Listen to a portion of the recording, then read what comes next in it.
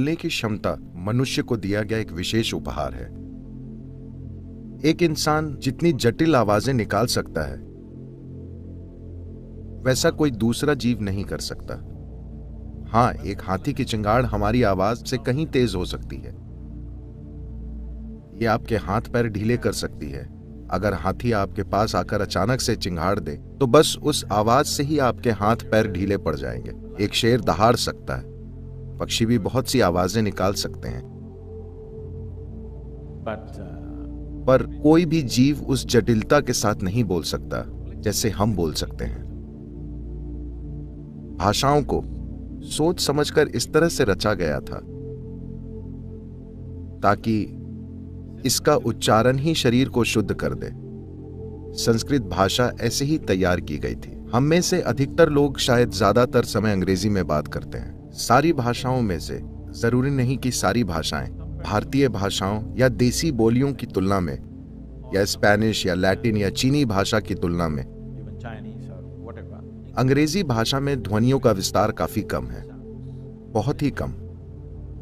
ये वजह है कि अगर आप जन्म से केवल अंग्रेजी ही बोल रहे हैं तो आपको कोई दूसरा मंत्र या कोई दूसरी भाषा बोलना इतना मुश्किल लगता है, क्योंकि आप वाणी की एक बहुत ही सीमित रेंज को इस्तेमाल कर रहे हैं। तो आपके बोलने में आवाजों की रेंज जितनी कम होगी, आपकी वाक शुद्धि उतनी ही कम होगी। तो अब आपको इसे एक सक्रिय जागरूकता और इरादे के साथ सुधारना होगा।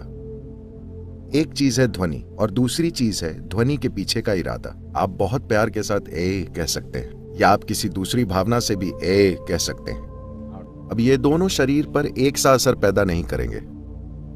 कार्मिक प्रक्रिया का अहम हिस्सा इरादे में होता है, न कि किए गए कार्य में।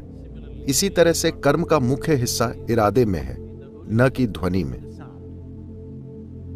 लेकिन अगर ध्वनियों की संरचना वैज्ञानिक तरह से हुई है, जैसे कि मंत्रों में या संस्कृत भाषा में, तब अगर आप इन्हें बिना पूरी जागरूकता के भी बोलते हैं तो भी आपको लाभ मिलेगा, क्योंकि ध्वनियों की संरचना की प्रकृति ही ऐसी है।